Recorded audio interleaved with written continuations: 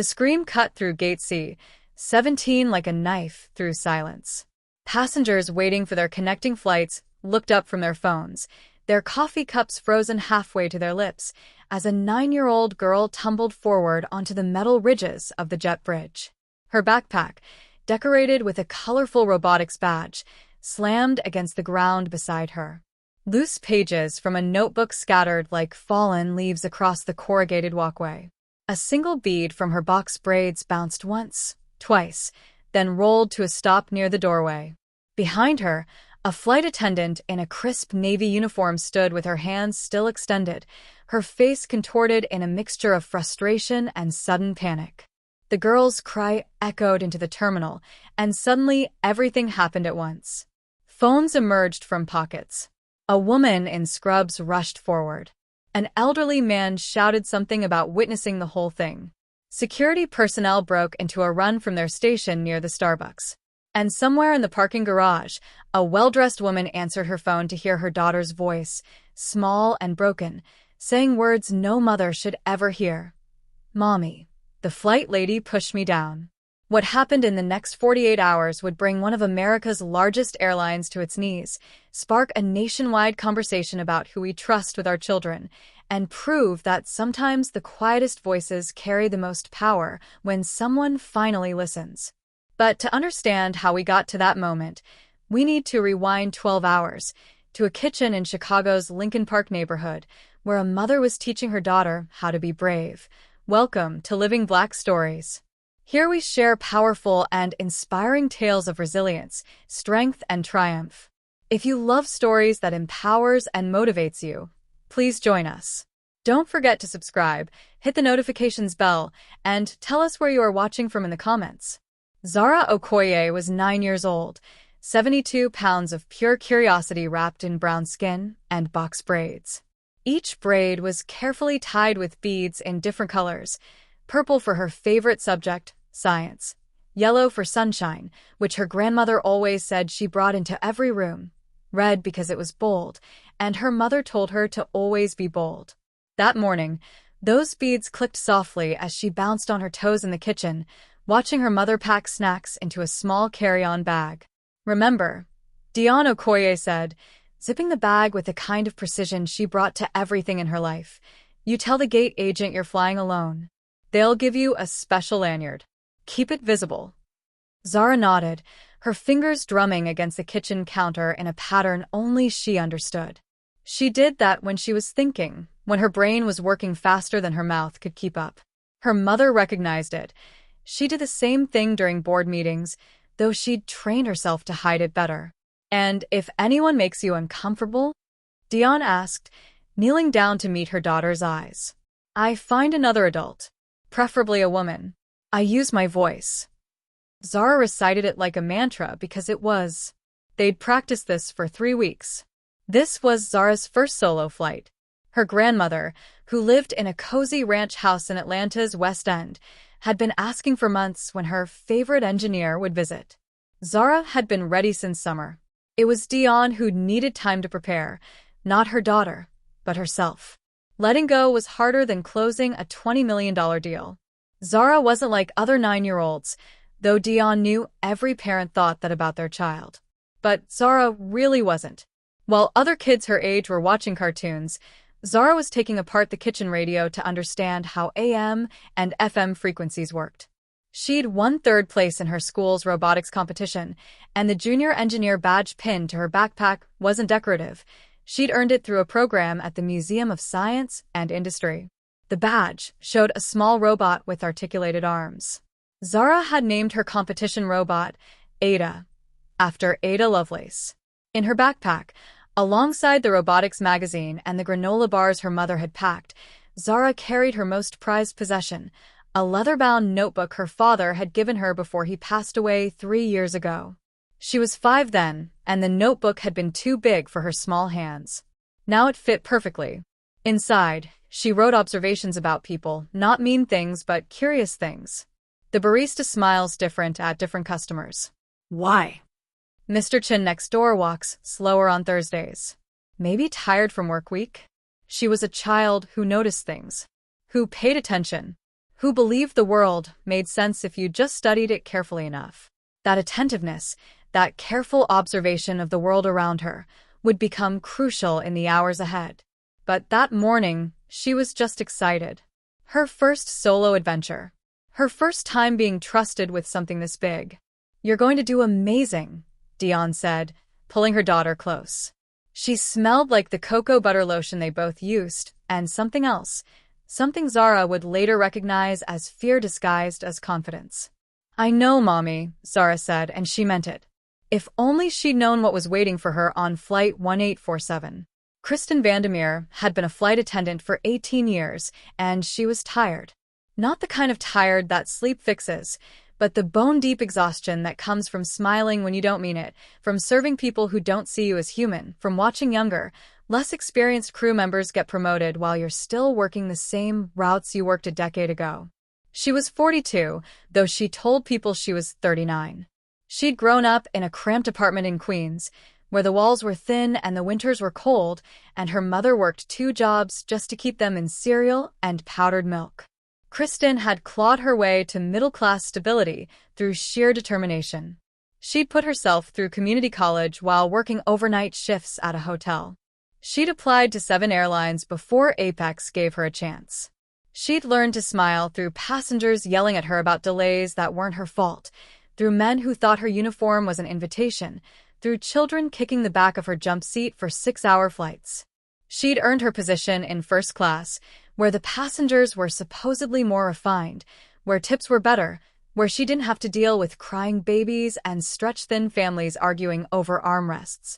But 3 months ago, she'd been passed over for lead flight attendant.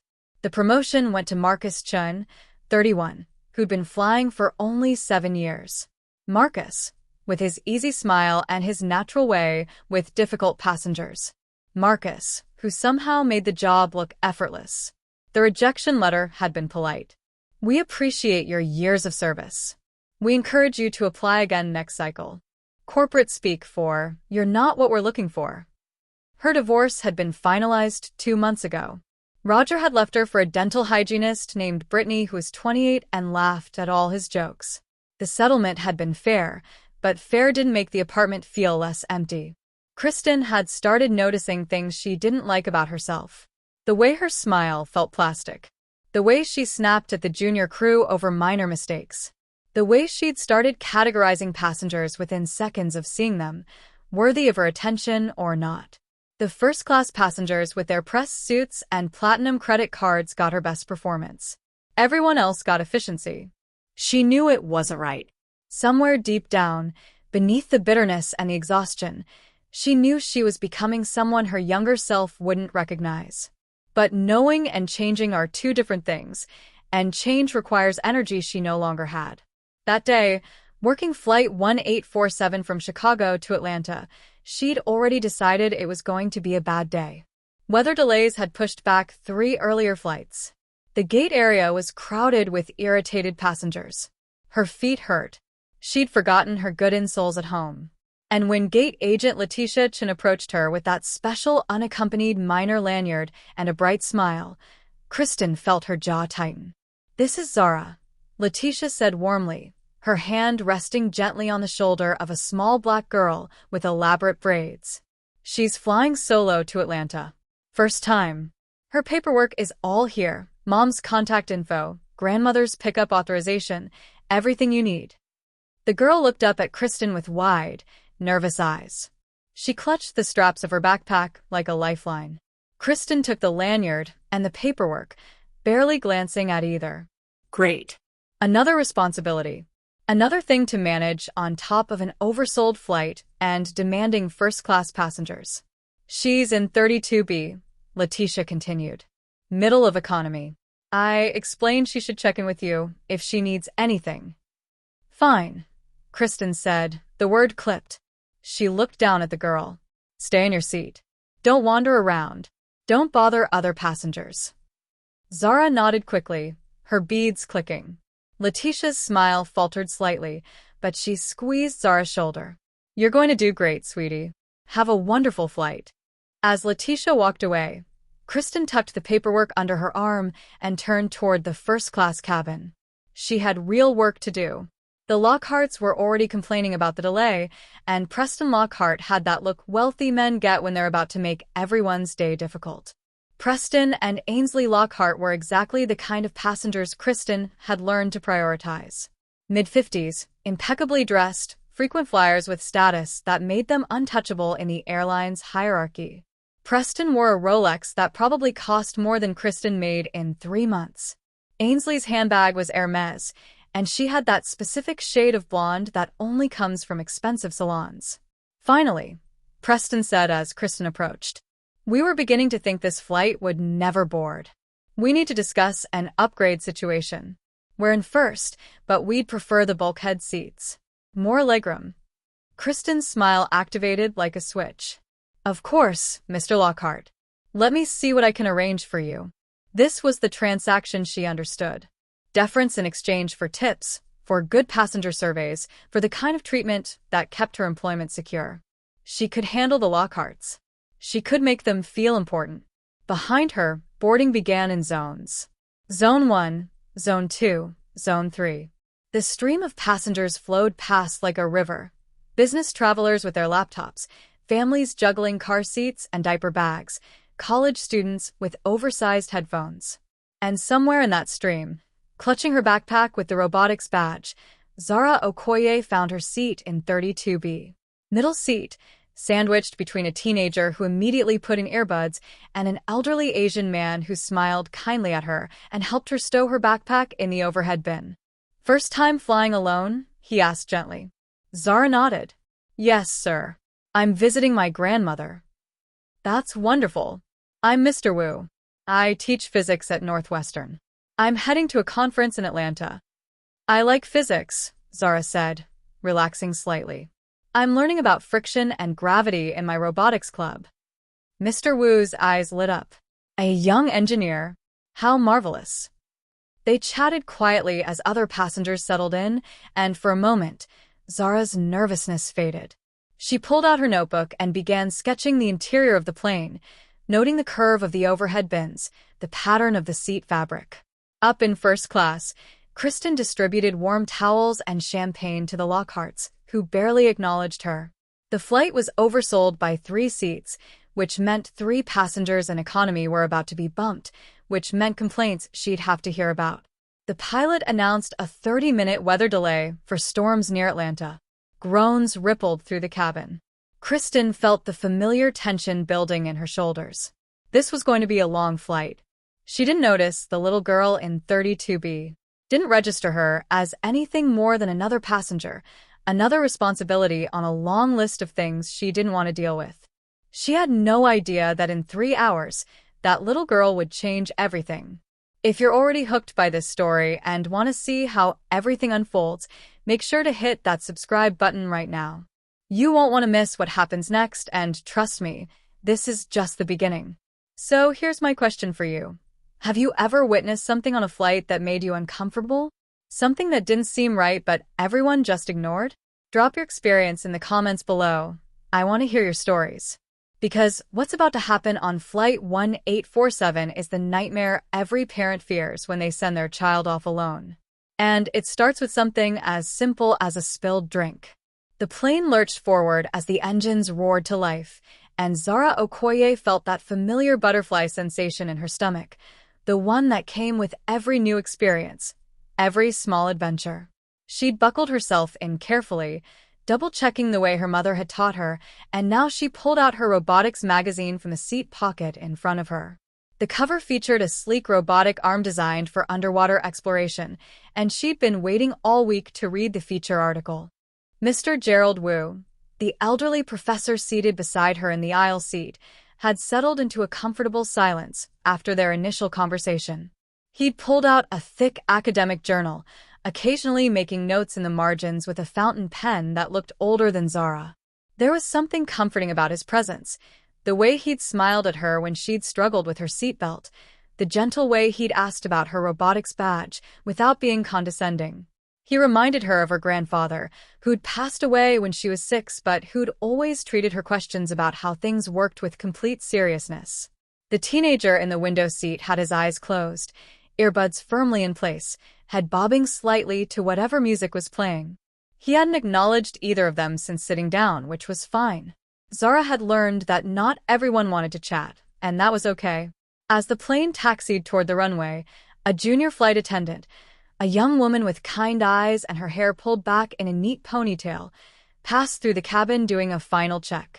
She had a name tag that read Rebecca, and when she noticed Zara's robotics magazine, she paused. "That looks interesting," Rebecca said warmly. "Are you into engineering?" Zara nodded enthusiastically. "I'm in a robotics club.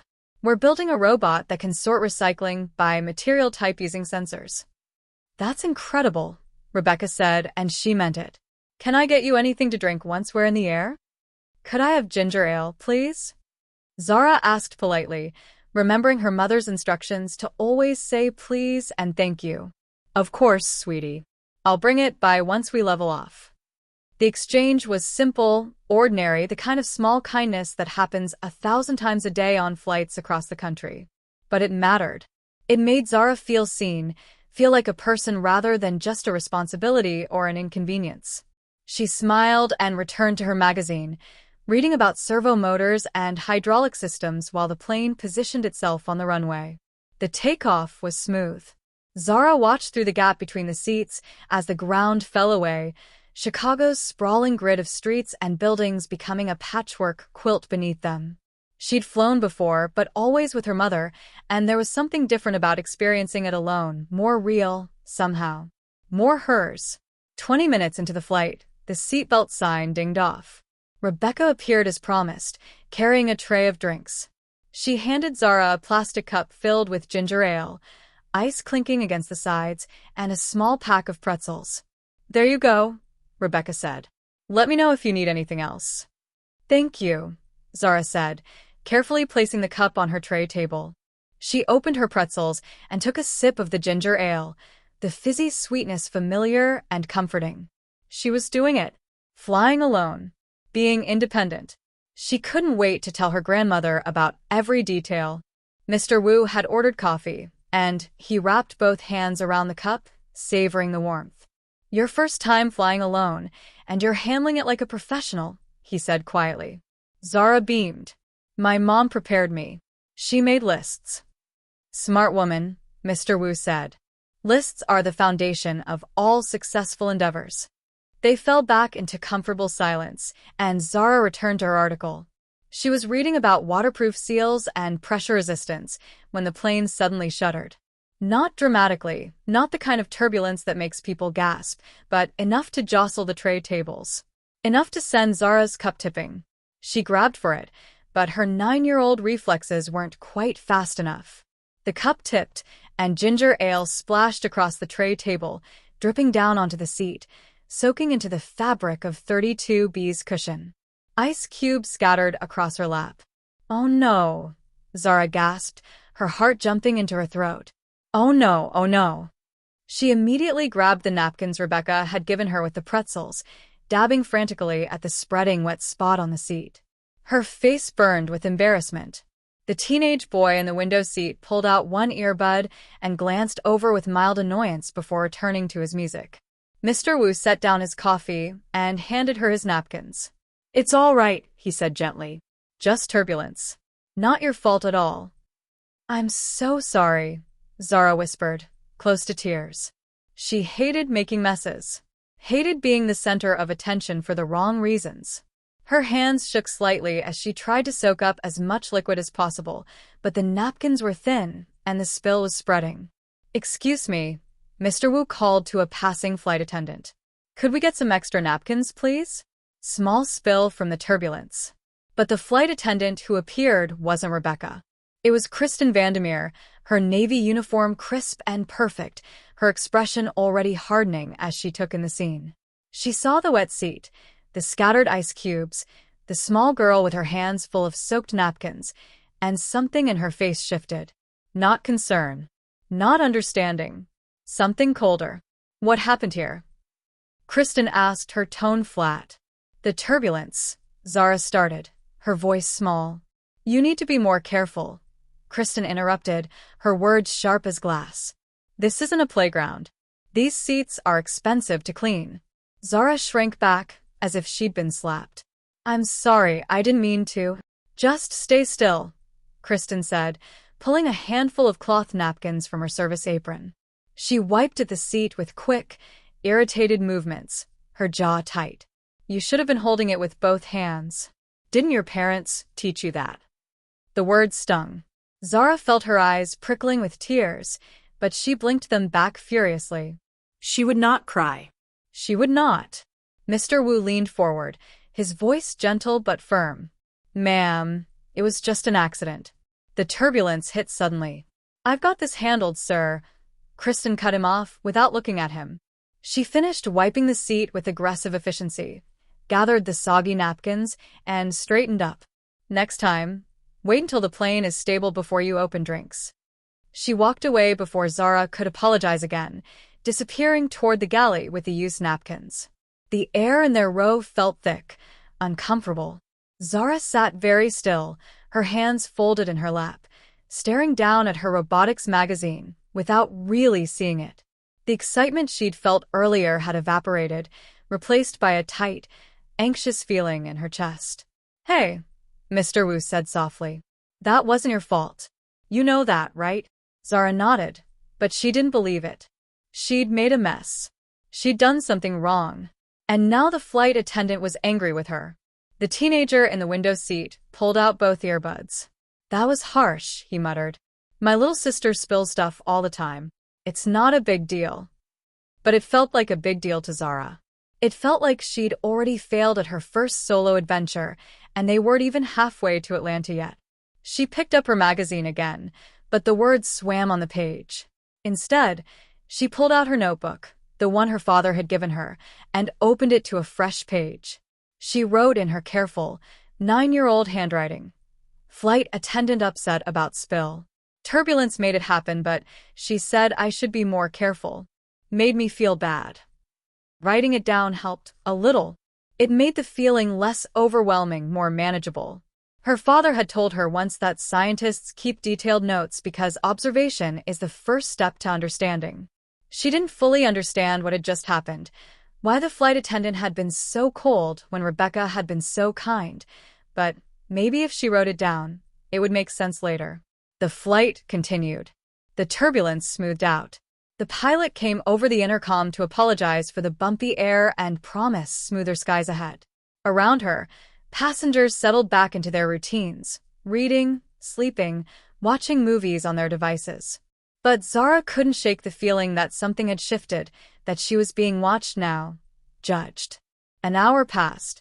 The seatbelt sign had been off for 45 minutes, and Zara realized she needed to use the restroom. She'd been holding it, not wanting to cause any more trouble, but her bladder was insistent. She unbuckled her seatbelt and glanced at Mr. Wu. I need to use the bathroom, she whispered. Of course, he said, standing up to let her out into the aisle. Do you know where it is? Zara nodded. She'd noticed the lavatories when she boarded, 2 at the front of the economy cabin, near the galley area. She walked carefully down the aisle, mindful of the passengers on either side, trying to make herself small and unobtrusive. Her mother had taught her to be aware of her surroundings, to not bump into people or invade their space. The galley area was a narrow corridor between the seating sections, where the flight attendants prepared drinks and meals. Kristen was there, her back to Zara, arranging items on a service cart with precise, methodical movements. Another flight attendant, a young man with warm brown skin and dark hair, was pulling meal trays from a warmer. Zara tried to slip past quietly, but the galley was tight, and she was small for her age. She didn't see the corner of the service cart protruding slightly into the walkway until her hip bumped against it. The cart didn't roll, it was locked in place, and nothing spilled or fell. It was barely a bump, the kind of minor collision that happens constantly in the confined spaces of an aircraft. But Kristen spun around as if Zara had crashed into a crystal display. What are you doing wandering around? Kristen snapped, her voice loud enough to make passengers in nearby seats look up. Where's your adult? Zara froze, her heart hammering. I'm going to the bathroom. The seatbelt sign is off. You're supposed to wait for assistance, Kristen said, her eyes hard. You're an unaccompanied minor. Didn't anyone teach you basic airplane etiquette? The words were designed to shame, and they worked. Zara felt heat flooding her face, felt the eyes of other passengers on her. She wanted to explain that her mother had taught her plenty, that she'd been careful, that she just needed to use the restroom like any other passenger. But the words stuck in her throat.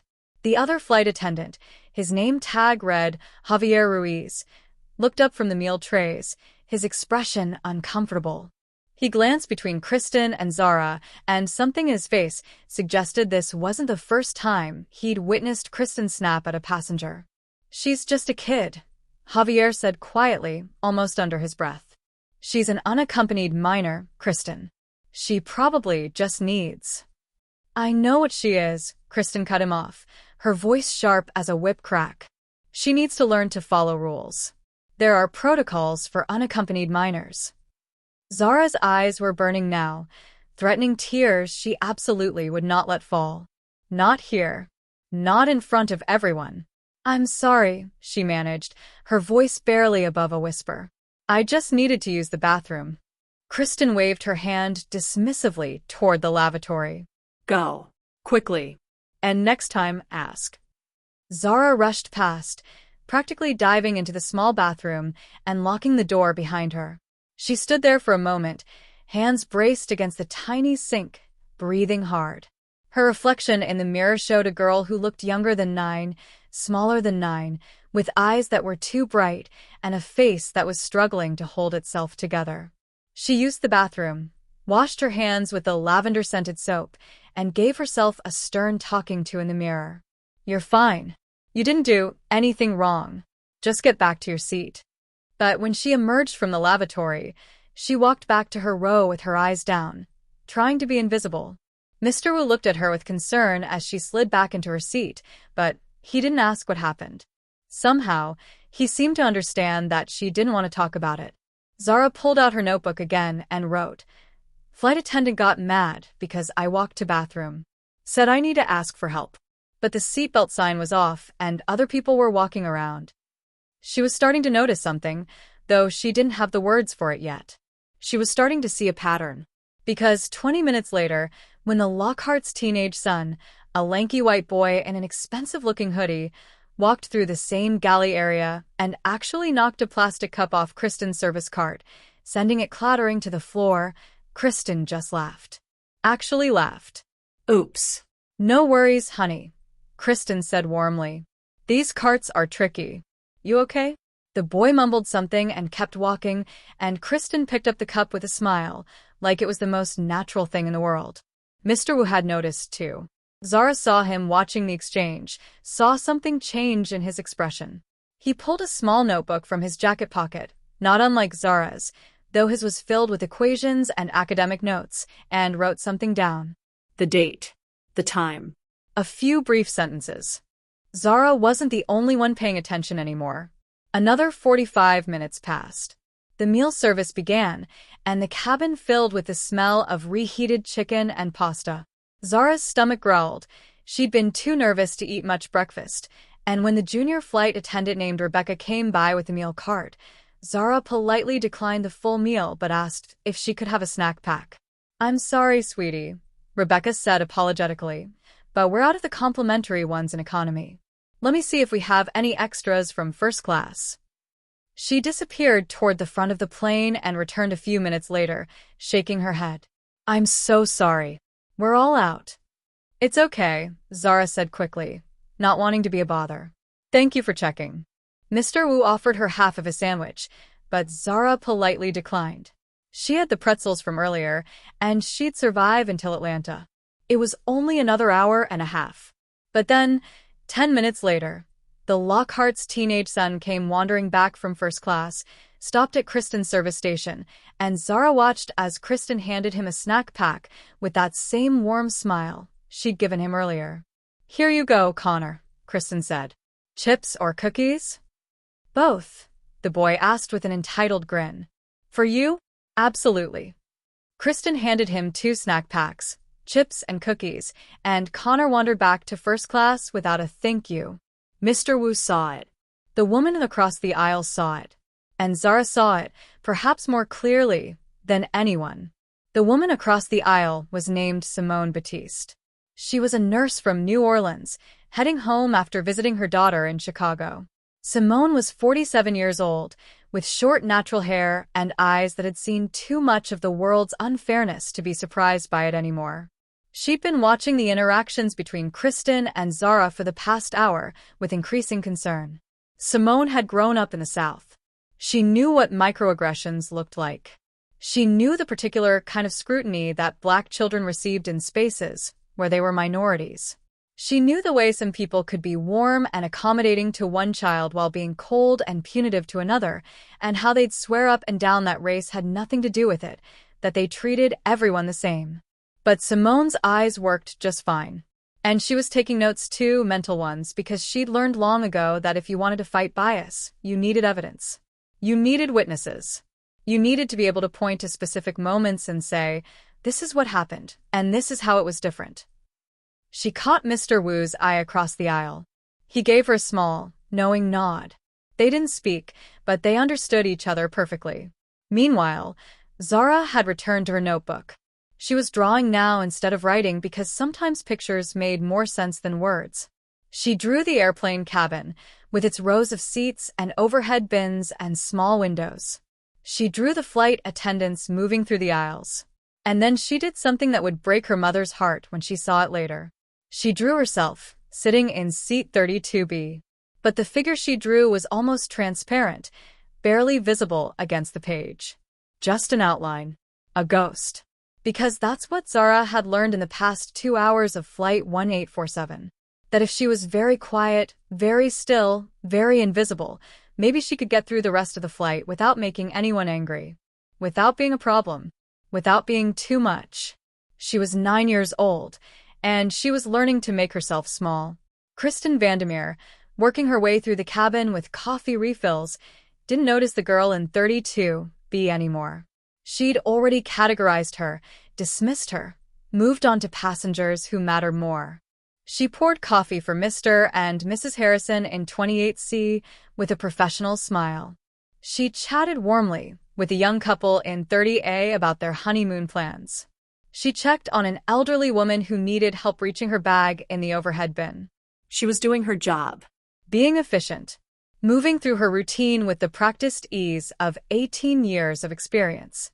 She had no idea that 3 passengers on her flight were now documenting everything she did.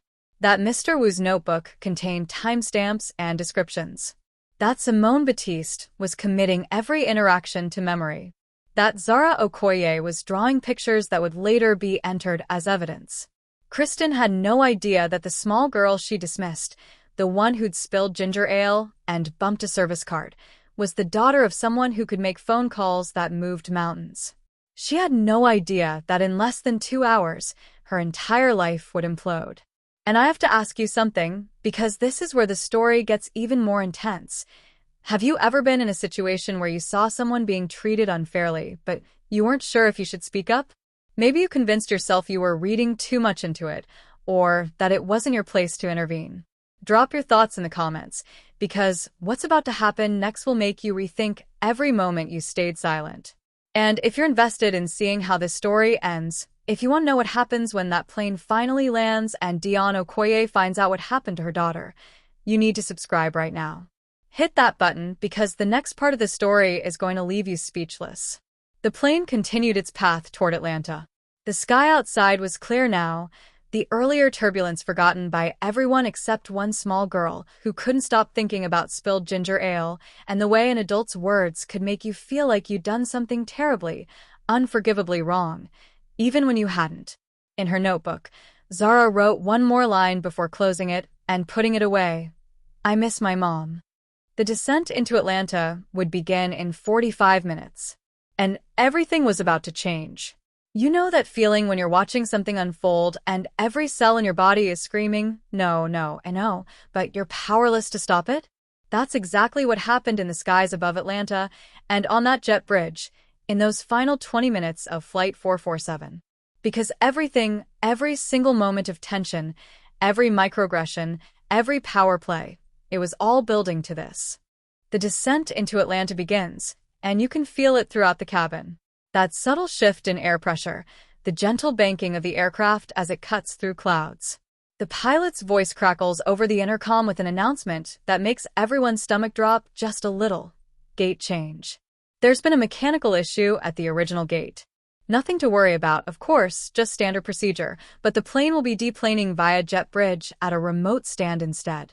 And just like that, the anxiety level in the cabin multiplies. Because here's the thing about gate changes nobody tells you.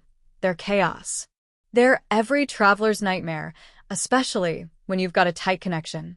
And half the people on this plane? They're connecting to somewhere else. Miami, New York, Los Angeles. International flights. The mental math starts immediately. Can I still make it? How far is the new gate? Do I need to run? Zara feels it too. She's been so good, so patient this entire flight. She sat quietly while the Lockharts complained about everything from the temperature to the beverage service. She's endured Kristen's coldness, that constant reminder that she's just cargo with a heartbeat. But now, finally, they're landing. She's almost there. Almost to her grandmother. Almost done with this nightmare. The seatbelt sign dings off, and the cabin erupts into that familiar symphony of clicks and rustles. Everyone's standing, everyone's reaching for the overhead bins, everyone's desperate to be first off this plane. And Zara, sweet, rule-following Zara, she stands too. She reaches up for her backpack in the overhead compartment, that navy blue bag with the patches her mom sewed on. But here's what you need to understand about that backpack. It's heavy. Really heavy. Because inside it isn't just clothes and snacks and a book to read. Inside it is Zara's robotics project. The one she's been working on for months. The one she's bringing to show her grandmother, to prove to her that yes, she's inherited her brilliance, that yes, she's going to be an engineer just like her. It's circuits and wires and a small motor, all carefully wrapped in bubble wrap and nestled between her sweaters. It's her pride, her heart, her future. She pulls it down, and it's heavier than she remembered. She struggles slightly, adjusting her grip, trying to get the strap over her shoulder. And that's when she appears. Kristen. You shouldn't have packed so heavy. Her voice cuts through the cabin noise like ice. Put it back. Zara looks up, confused. But we're landing, I need. I said put it back. Kristen's eyes are flat, her mouth a thin line. We haven't reached the gate yet. And Zara, bless her heart, she's trying to understand. She's trying to follow the rules. But they're landing. They're literally about to park at the gate. Everyone else has their bags. Everyone else is ready to go. Why is she being singled out? Again? That's when Javier steps in. Remember Javier? The flight attendant with the kind eyes, the one who's been watching this whole terrible dynamic unfold all flight? He moves closer, his voice gentle. I can help her with it. I'm in charge of this minor. Kristen whips around, her voice sharp enough to cut glass. Step back. And just like that, the temperature in the cabin drops 10 degrees. Because everyone, and I mean everyone, can feel it now. This isn't about safety protocols. This isn't about procedure. This is about power. This is about control. This is about Kristen Valdez needing to remind everyone, especially this 9-year-old black girl, exactly who's in charge. The plane taxis to the remote stand. That long, slow roll across the tarmac. And the tension in the cabin is so thick you could cut it with a knife. Mr. Wu, in his seat, exchanges glances with his wife. Simone Batiste, still gathering her things, is watching everything with growing concern. Even some of the first-class passengers are noticing something's wrong. The plane stops. The engines wind down. That distinctive mechanical sigh of an aircraft settling. And then the door opens. Now here's what you need to know about this particular jet bridge. It's longer than usual. And it's inclined. Not steeply, but enough that you feel it in your calves as you walk up. Enough that if you're carrying something heavy, you notice. The door opens, and it's like someone fired a starting pistol. Passengers surge forward in chaotic clusters. This is the part of flying that brings out the absolute worst in people. Everyone shoving, everyone desperate to be first, as if getting off the plane 30 seconds faster will fundamentally change their lives. Zara stands there, backpack on, ready to go. She's been patient. She's been good. She's waited her turn. But Kristen has other priorities. She's ushering the first-class passengers forward with a smile. Her professional smile.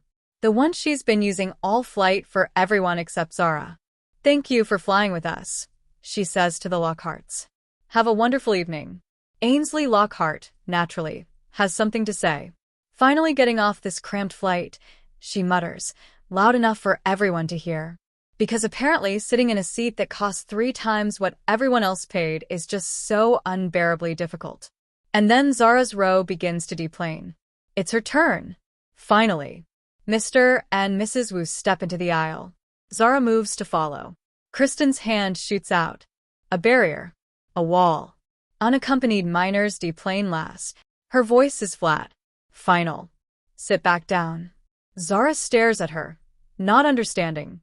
The gate agent said she could go with her row. That was the whole point of the announcement. That's what they told her mother. But Kristen is standing there, immovable, and Zara, what's she supposed to do? She's 9 years old. She's alone. She has no power here. Mr. Wu, bless him, he protests. The gate agent said she could go. I know the protocol. Kristen's voice could freeze fire. Sit down. And Zara sits. Because what else can she do? She sits back down in her seat, and she feels the tears coming. That hot, humiliating burn behind her eyes. Everyone is staring. Everyone saw her get blocked. Everyone saw her get told to sit down like she's done something wrong. She sits there as the cabin empties. Row by row. Cluster by cluster.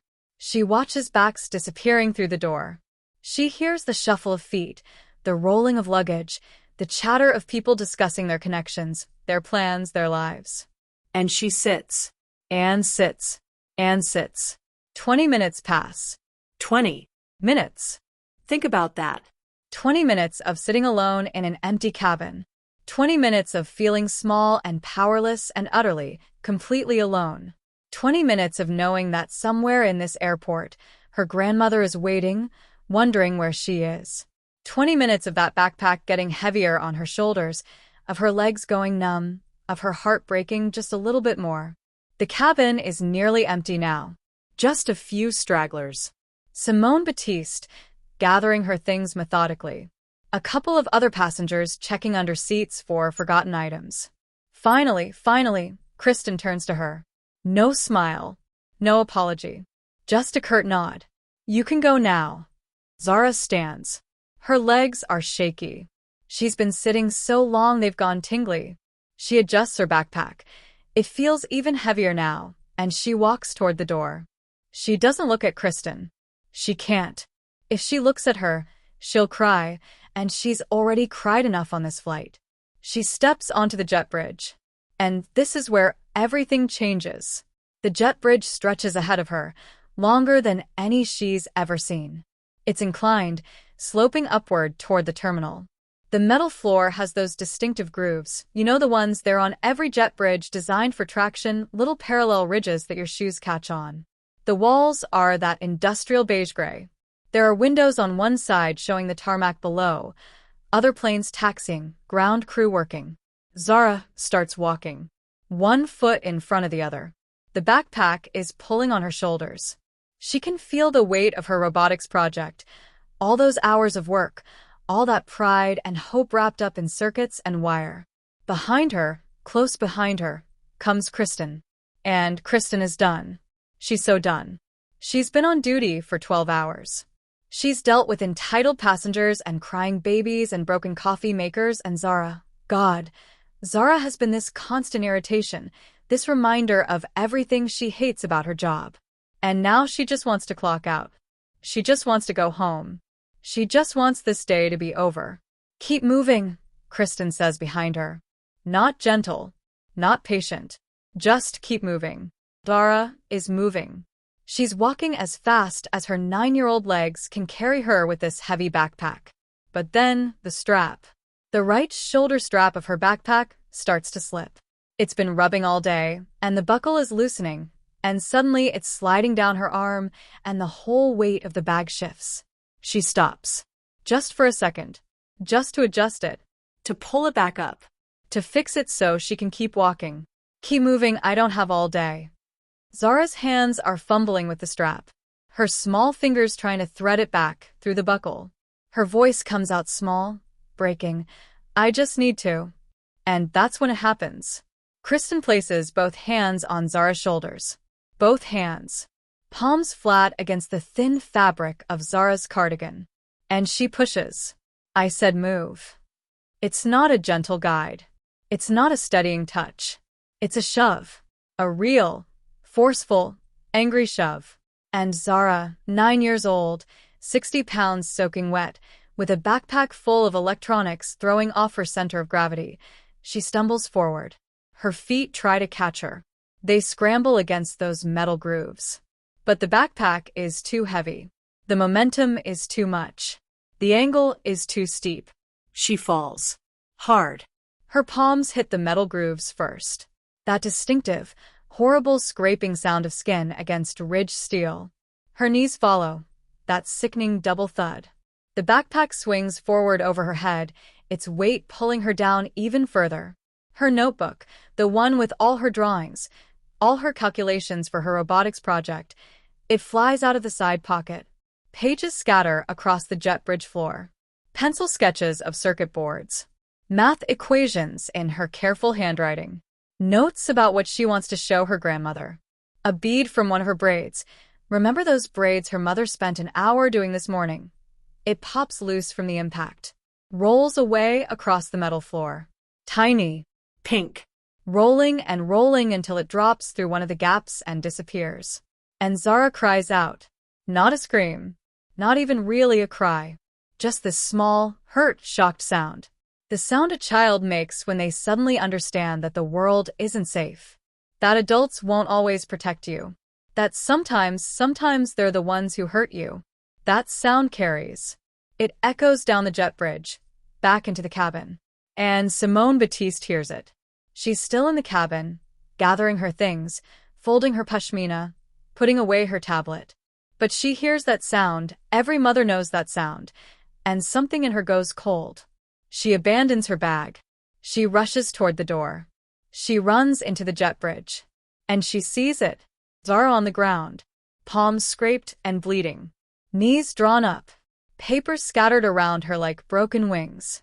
That heavy backpack still strapped to her shoulders, pinning her down. And standing over her, standing right there close enough to touch, is Kristen Valdez. What happened? Simone's voice cuts through the air like a whip. Did you push this child? And Kristen caught. Actually physically caught. She freezes. Just for a second, you can see it on her face. The realization. The oh no. The understanding that she's been seen. But then the defensiveness kicks in. The self-preservation. The denial. She stopped abruptly. Kristen's voice is tight. Higher than normal. I barely touched her. I saw you shove her. That's Mr. Wu. He's emerged from the cabin too, his face horrified. I saw you put your hands on her shoulders and push. Other passengers are crowding the jet bridge now. Coming back. Drawn by the commotion. And their phones, God, their phones are already out. Recording. Documenting. Capturing this moment that's going to change everything. Javier runs up from somewhere behind them. His face has gone pale. Kristen, what did you do? And Kristen, you can see her panicking now. Actually panicking. Her professional mask is cracking. Everyone's overreacting. She's fine. She reaches for Zara's arm. Get up. But Simone Batiste moves faster. She steps between them, her body is shield. Don't you dare touch her again. And in that moment, that crystalline, horrible moment, everyone in that jet bridge understands what just happened. An adult pushed a child. A flight attendant assaulted an unaccompanied minor. A woman who was supposed to be protecting a 9-year-old girl instead hurt her. And she did it because she was annoyed. Because she was tired. Because she could. Zara is still on the ground. Still crying. Her palms are bleeding, leaving small marks on the scattered pages of her notebook. Her grandmother's name is supposed to be waiting for her at the end of this jet bridge. Instead, she's here. Hurt. Humiliated. Scared. The airline promised her mother she'd be safe. They promised they'd take care of her. They charged an extra $75 for that promise. And this is what that promise was worth. Have you ever witnessed something that made you lose faith in the systems we're supposed to trust? This moment, this single, terrible moment, is about to explode into something much, much bigger. Because those phones? They're already uploading. Those passengers? They're already talking. And Zara? Zara's fall is about to shake an entire airline to its foundation. If you want to see what happens when this video goes viral, when a mother sees what happened to her daughter, and when an entire airline is forced to answer for this moment, subscribe now. Because Act 4 is going to show you exactly what happens when you push too far. The chaos that erupted in those final seconds before landing doesn't simply evaporate when the plane touches down. If anything, it intensifies. Because what happened 30,000 feet in the air is about to collide with the cold, unforgiving ground of consequence. Airport security arrives within minutes of the aircraft reaching the gate. They're expecting a routine disturbance report, maybe an unruly passenger, nothing they haven't handled 1,000 times before. But what they find is something else entirely. A crowd of passengers, still on board, refusing to disembark until statements are taken. A flight attendant standing rigid near the galley, her face a mask of forced composure. And at the center of it all, a 9-year-old girl with scraped palms and a bruised knee, sitting quietly while a passenger comforts her. The EMTs arrive next, their practiced efficiency a stark contrast to the emotional turbulence filling the cabin. They kneel beside Zara, examining her injuries with gentle hands. Scraped palms, the skin raw and angry red. A bruised knee already beginning to purple. But it's the psychological assessment that concerns them more. The way her eyes won't quite focus. The trembling that won't stop. The way she flinches when anyone moves too quickly near her. She's in shock, one EMT murmurs to his partner. Not seriously injured physically, but definitely shaken. Gate supervisor Daniel Acosta boards the aircraft, tablet in hand, ready to take statements. He's worked for the airline for 16 years. He's seen fights break out over armrests, passengers refuse to turn off phones, even someone try to open an emergency exit mid-flight because they were feeling claustrophobic. But the scene he walks into now, the collective anger radiating from the passengers, the protective circle they've formed around this child. This is different. And here's where things get really interesting. Because in 2024, nothing happens in a vacuum anymore. Multiple passengers recorded portions of the incident. Mrs. Chun has 43 seconds of footage. Marcus has a minute and a half. Perfect audio. A teenager in row 18 captured the actual push from an angle that shows everything. The digital evidence is overwhelming, undeniable, and already being uploaded to cloud storage even as Daniel begins his interviews. But Kristen Bellamy hasn't quite grasped the gravity of her situation yet. When Daniel asks her to explain what happened, her story keeps shifting like sand beneath retreating waves. First, she says, "The child tripped. I was nearby, but she lost her balance on her own." 5 minutes later, "I was trying to help her maintain her balance when she fell." Then, when pressed about witness statements that contradict her version, she pivots to, "She's clearly exaggerating what happened." Children do that when they want attention. Each version is a little different, each one a little more desperate. Simone, the nurse who first tended to Zara, is methodically documenting everything. She photographs the injuries from multiple angles with timestamps. She writes down exact quotes from Zara about what happened, how it felt, what Kristen said. She notes the child's emotional state, her physical presentation, the way she keeps rubbing her palms together as if trying to erase the pain. This isn't just compassion. This is a medical professional who knows that documentation is protection, that details matter, that the truth needs witnesses. Mr. Wu, the businessman from first class who came back to help, provides his business card to Daniel. "I saw everything," he says quietly, "and I'm willing to testify to exactly what I witnessed." That flight attendant shoved that child. Deliberately. With force. There's no other interpretation of what happened. His card lists him as Senior Vice President of Operations for a Fortune 500 company. His testimony will carry weight. Then Javier, The flight attendant, who's been professional and composed throughout this nightmare, does something unexpected.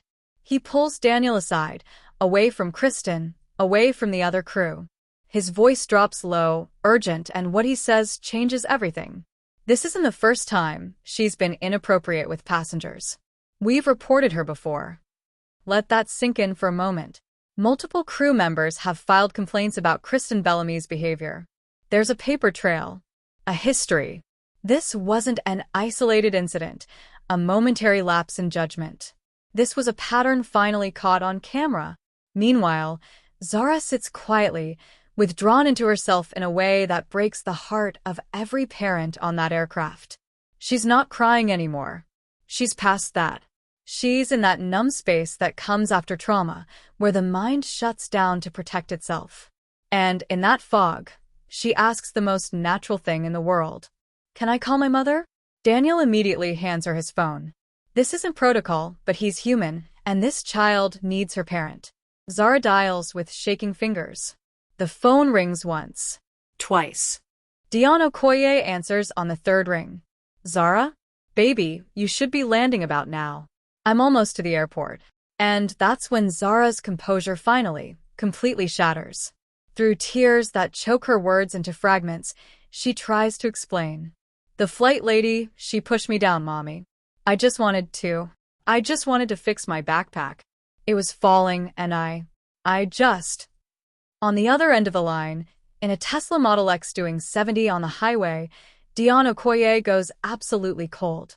Now, here's what you need to understand about Dionne Okoye.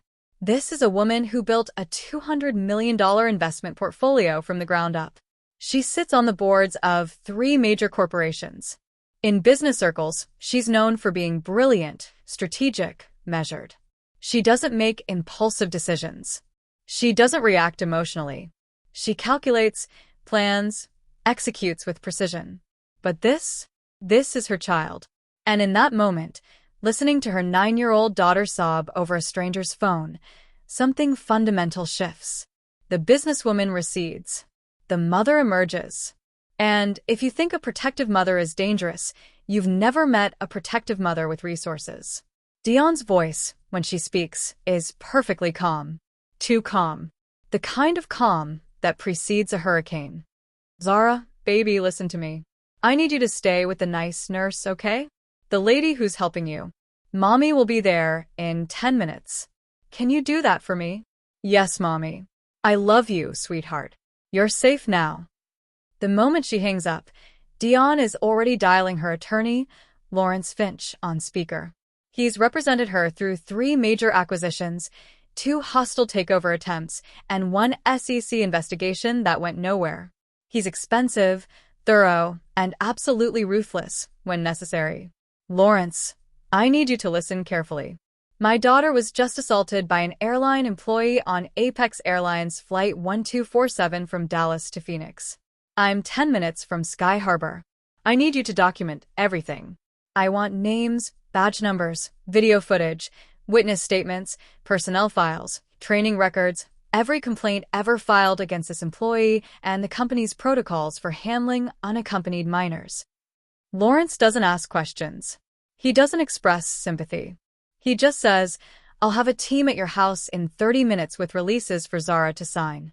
Don't let her speak to anyone from the airline without me present. Record everything."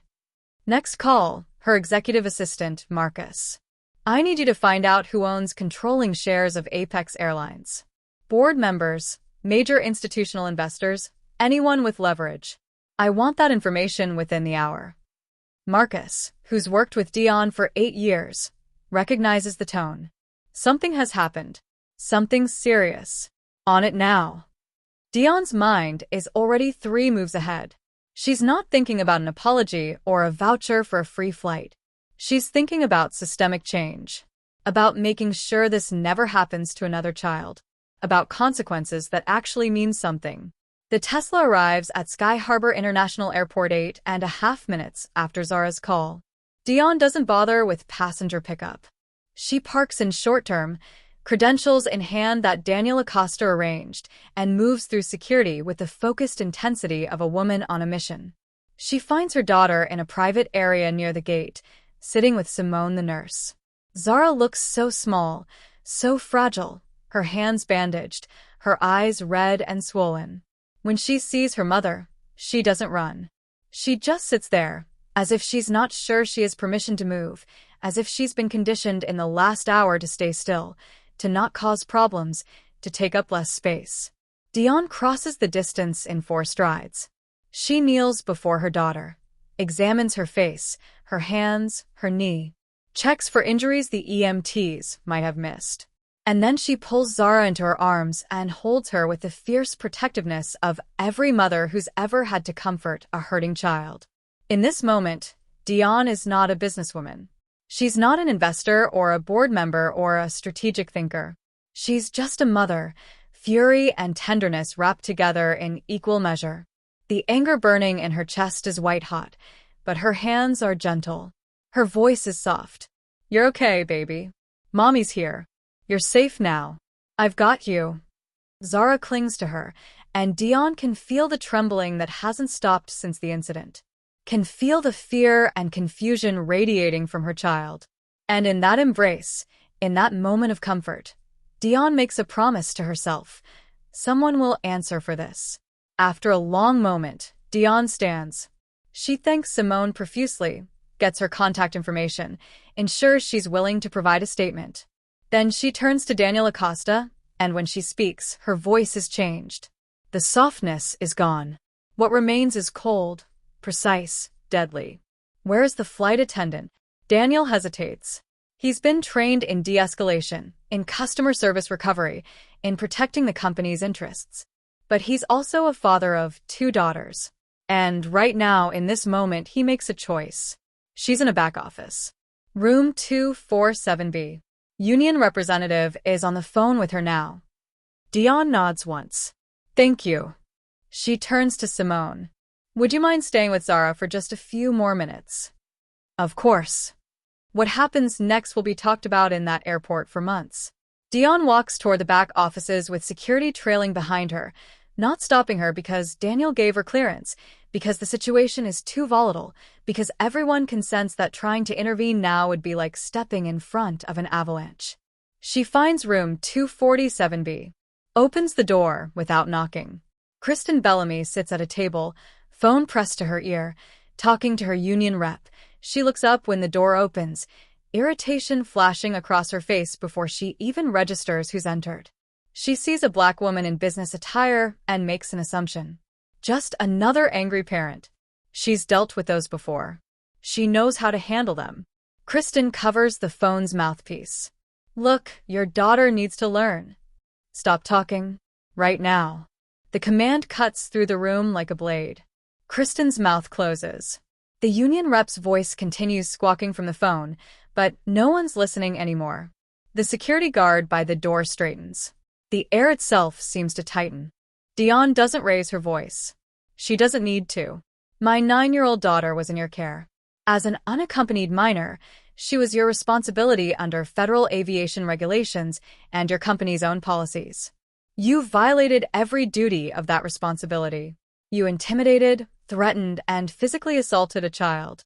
A child who was following instructions, who was trying to secure her belongings, who did absolutely nothing to warrant your aggression."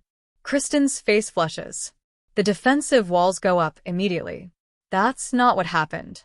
There are 12 witnesses, 7 videos, medical documentation, statements from your own colleague reporting a pattern of inappropriate behavior.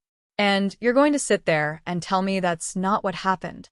For the first time, real fear flickers across Kristen's face. 7 videos. She didn't know about 7 videos. Dionne pulls out her phone with deliberate slowness. Pulls up a clip that Simone sent her, the one Marcus recorded. The audio quality is crystal clear. The angle shows everything. She hits play. The sounds of the cabin. Movement. Then Kristen's voice, sharp and aggressive. "I said move." The rustle of a backpack. Zara's small voice. "I'm trying, I just." The sound of impact. A child's cry of pain and shock. Gasps from passengers. Dionne stops the playback. The silence in the room is absolute. Kristen's face has gone from flushed to white, all the color draining away like water from a broken dam. Because there's no spinning this. No alternative narrative. No way to claim misunderstanding. The evidence is right there, in high definition, with perfect audio, timestamped and backed up to multiple cloud services. Kristen opens her mouth, closes it, opens it again. No words come out. Dionne leans forward slightly, her voice dropping even lower. You have two choices. You can cooperate fully with the investigation, provide a complete and honest statement, and accept whatever consequences come from this. Or you can continue to lie, to deflect, to minimize what you did. But I promise you, if you choose the second option, I will make it my personal mission to ensure that every single person who searches your name for the rest of your life finds out exactly what kind of person you are. Every airline, every employer, every background check. Forever. It's not a threat. It's a statement of fact. And Kristen knows it. The union rep's voice is still buzzing from the phone, saying something about not answering questions without representation. But Kristen barely hears it. Because she's just realized something that changes everything. She didn't just push a random child. She pushed the daughter of someone with the resources, the connections, and the determination to make this matter. She pushed the wrong child. And now comes the reckoning. Have you ever witnessed someone face the full weight of consequences they never thought would reach them? Drop a comment below. The story of Zara Okoye and Kristen Bellamy isn't over. What happens next will shock the entire aviation industry, expose systemic failures in airline safety protocols, and force a national conversation about how children are treated when they fly alone. Subscribe now so you don't miss what comes next, because the aftermath of this confrontation is even more explosive than anyone imagined. Over the next 48 hours, something extraordinary happened. But it wasn't what you might expect. Dionne Okoye didn't rush to file a lawsuit. She didn't immediately call the media. She didn't unleash her fury in the way most of us would have. No, Dionne did something far more strategic, far more surgical. She did what she'd spent 15 years perfecting in the world of venture capital. She identified leverage points, mapped networks, and executed a plan with the precision of a chess grandmaster. See, Dionne wasn't just angry. She was dangerous in the way that only truly powerful people can be, calm, connected, and completely certain of her next move. She spent those first hours making calls. Not to attorneys, not yet. To her network. The invisible web of relationships she'd built over a decade and a half in an industry where relationships are currency. One of her firm's major investments? An airline management consulting group that worked with 7 of the 10 largest carriers in North America. Another? A PR crisis firm that specialized exclusively in travel industry reputation management. These weren't just portfolio companies. These were relationships. And Dionne was about to activate every single one of them. But here's where it gets brilliant. Instead of going through lawyers, instead of sending threatening letters or filing official complaints, Dionne contacted the CEO of Apex Airlines directly. Not through his office. Not through his assistant. Through a mutual board member, someone who sat on the advisory board of a tech nonprofit they both supported. She didn't demand. She simply requested a meeting. 24 hours. Face to face. Now imagine being that CEO. Imagine getting a call from a board member saying, "There's a situation. A passenger. A venture capitalist with serious influence. She wants to talk. I'd take this meeting if I were you." That's not a threat. That's a weather warning. The airline's initial response was exactly what you'd predict from any massive corporation in damage control mode. Standard corporate deflection, polished to a mirror shine. "We take all allegations seriously," their communications team announced. "We are conducting a thorough investigation," they promised. "This appears to be an isolated incident involving a single employee," they concluded. The classic playbook: acknowledge concern, promise action, minimize scope, contain, control, move on. But Dionne Okoye wasn't someone you could contain with corporate doublespeak and empty promises. When she walked into that meeting, and yes, she got that meeting within 36 hours, she came armed with something far more powerful than anger. She came with evidence. Her attorney, working around the clock, had pulled something that should have horrified every single person in that boardroom. Kristen Vandermeer, that flight attendant who had terrorized a 12-year-old child for 5 hours, who had violated every protocol in the book, who had wielded her authority like a weapon. She had 17 complaints in her file. 17. Not one or two that might be dismissed as misunderstandings. Not a handful that could be explained away as passengers having bad days. 17 documented incidents spanning 4 years. 6 of those complaints involved children. Unaccompanied minors who had been ignored, berated, or treated with shocking coldness.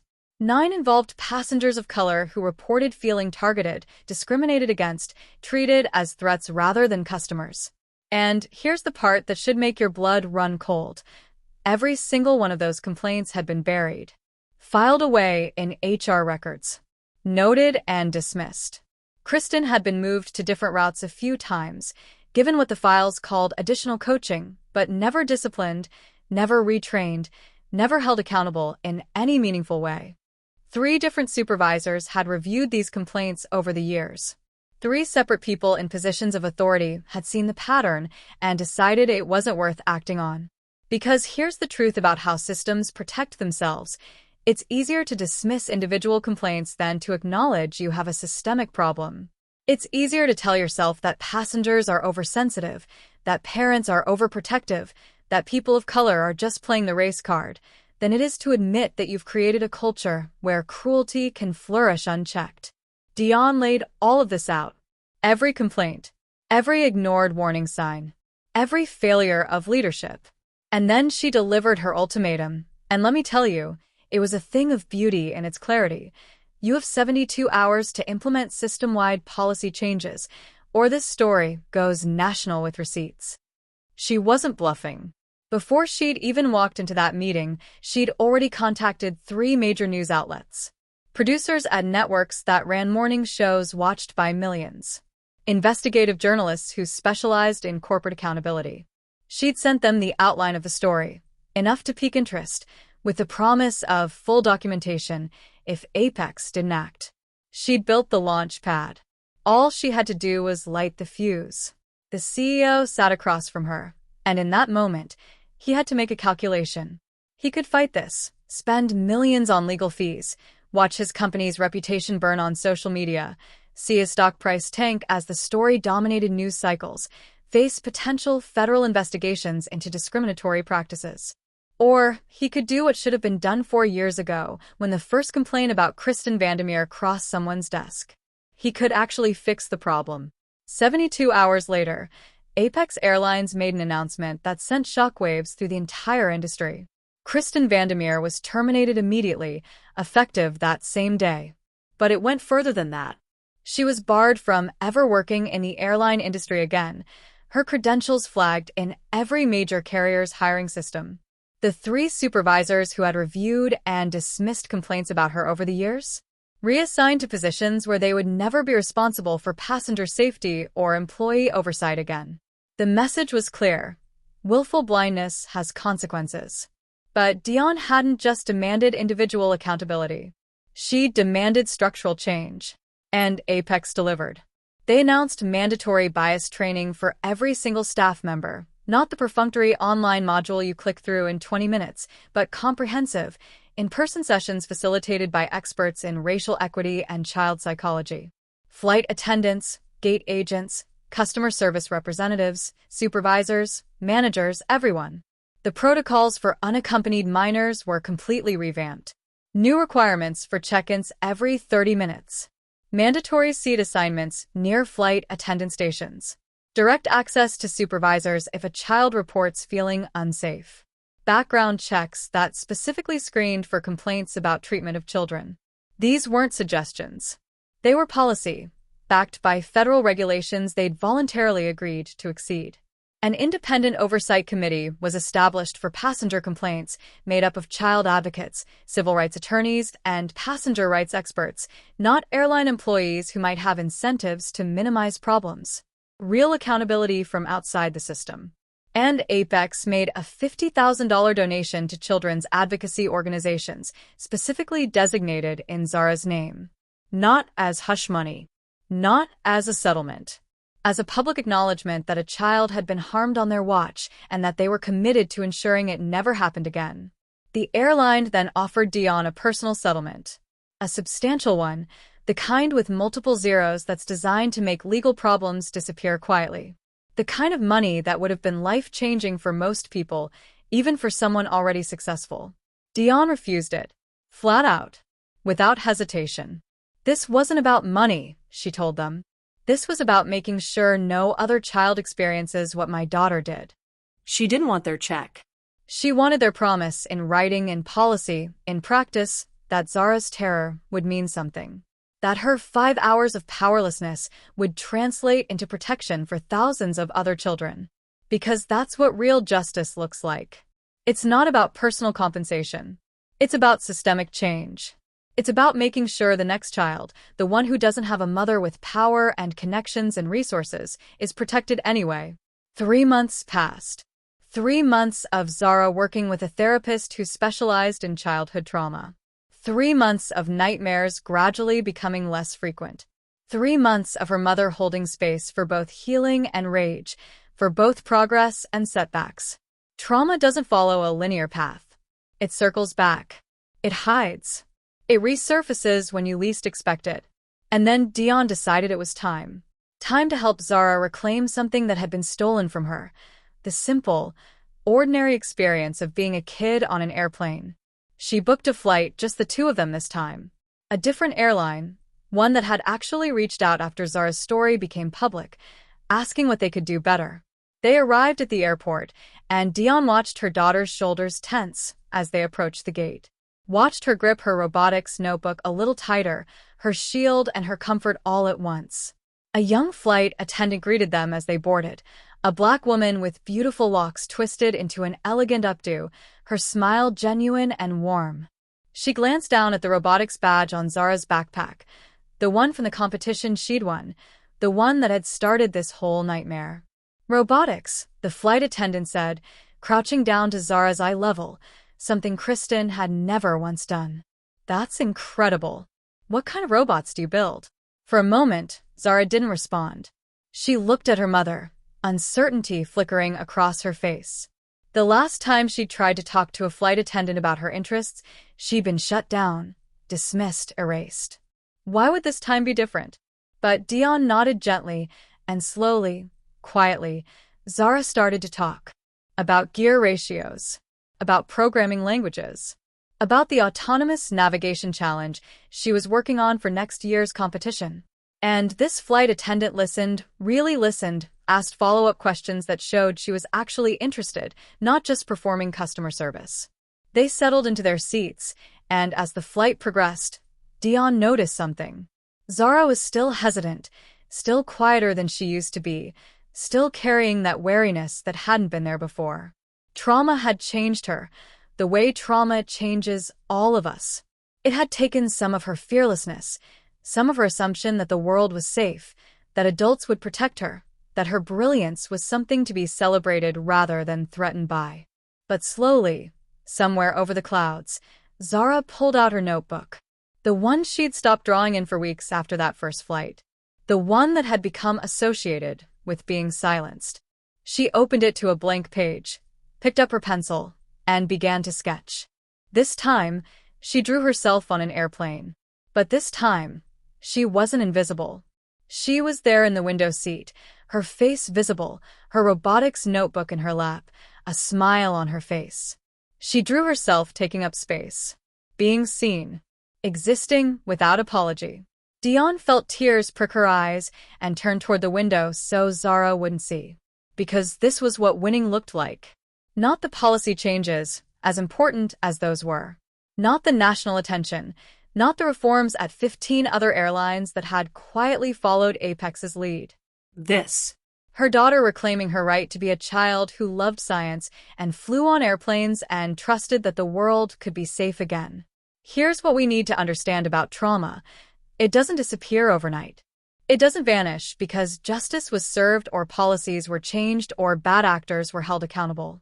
Zara would probably always carry some of what happened on that flight. It might make her more cautious, more aware of how power can be abused, more conscious of how quickly safety can evaporate. That's not fair. It's not right. But it's real. But real justice, the kind that matters beyond any individual case, means ensuring the system changes so that others don't have to carry those same scars. It means that Zara's terror, as horrific as it was, becomes a catalyst for protection rather than just another buried complaint in an HR file. And that's exactly what happened. Zara's story sparked something that rippled far beyond one airline, one flight, one terrified child. 15 other airlines reviewed their training policies in the months that followed.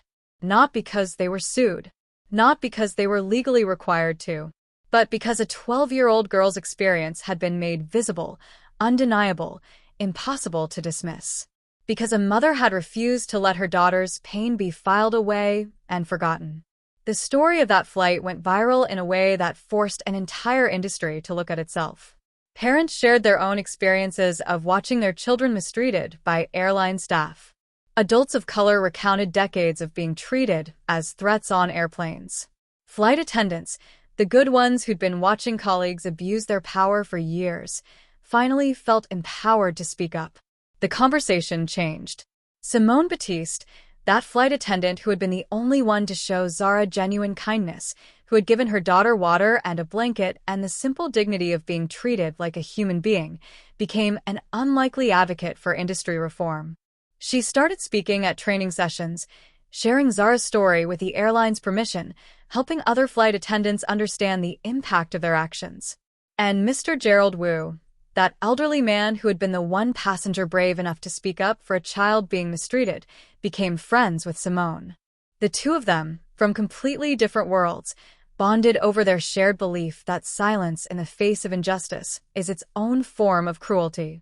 They testified together at FAA hearings about passenger rights. They became vocal proponents of stronger protections for unaccompanied minors. Two strangers who'd been on a flight together became partners in demanding that the travel industry do better. And Dionne Okoye? She didn't go back to business as usual, didn't just return to venture capital deals and board meetings as if nothing had changed. She started a foundation called Safe Skies for Every Child. It provides legal advocacy for families whose children experience mistreatment during air travel, especially families who don't have the resources or connections to fight back. It offers grants for bias training programs at airlines. It tracks complaints and identifies patterns that individual families might never see. It makes sure that what happened to Zara becomes harder to happen to anyone else. Because Dionne understood something profound in the aftermath of that flight. The most powerful thing you can do isn't just protect your own child. It's protect all the children who come after. The ones whose mothers don't have her education, her resources, her network. The ones whose stories might never make headlines, whose trauma might never spark reforms, whose complaints might be filed away and forgotten. She understood that her privilege, as painful as it was to acknowledge, had given her daughter a kind of protection that most children don't have. Zara's story was heard because her mother had power. And Dionne decided to spend the rest of her career using that power to amplify the voices of children who otherwise wouldn't be heard. The foundation has already helped 37 families file complaints that resulted in accountability. It's trained over 5,000 airline employees in child-centered care practices. It's pushed for federal legislation that would mandate reporting of mistreatment complaints and create real consequences for patterns of abuse.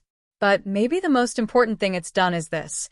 It's created a system where children know they can speak up, where they're taught that if an adult is mistreating them, even an adult in a uniform, even an adult with authority, they have the right to say something, to ask for help, to know that their voice matters. Zara, now 13, sometimes speaks at the Foundation's events. She's still quiet, still carries that caution that the flight created, but she's reclaimed her voice in a different way. She tells her story so other kids know they're not alone. She talks about how it felt to be invisible, to be powerless, to be scared. And then she talks about how it felt to be believed, to watch systems change because of what happened to her, to know that her nightmare might have prevented someone else's. She still loves robotics, still wins competitions, still dreams of designing prosthetics that will change people's lives. But now she also dreams of a world where no child ever has to experience what she did 30,000 feet in the air, trapped and terrified, with no one willing to help. Have you ever witnessed injustice and stayed silent, or spoken up even when it was uncomfortable? How did that moment change you? And for everyone watching this, here's what I want you to take away. Systems don't change by themselves. They change because someone refuses to accept that's just how it is as an answer. They change because someone with power decides to use it not just for themselves, but for everyone who comes after. They change because ordinary people, a flight attendant like Simone, a passenger like Mr. Wu, decide that bearing witness isn't enough, that speaking up matters even when it's risky. Zara's story isn't just about one terrible flight. It's about what happens when we refuse to let cruelty be normal. When we insist that children deserve protection. When we understand that justice isn't just about punishing wrongdoing, it's about building systems that prevent harm in the first place. If this story moved you, if it made you think differently about power and protection and the responsibility we all have to each other, then subscribe to this channel. Because these are the stories we need to keep telling. The ones about ordinary people facing impossible situations and deciding that they will not be silent. The ones about trauma and justice and the slow, difficult work of healing. The ones that remind us that change is possible, but only if we're willing to fight for it. Subscribe, share this story, and let's keep pushing for a world where every child, regardless of who their parents are or what resources they have, can travel safely. Where authority comes with real accountability. Where being brave enough to speak up for a terrified kid isn't exceptional, it's expected. Because sometimes the most powerful thing you can do isn't just protect your own child. It's protect all the children who come after. And that's not just Dionne's work. It's all of ours.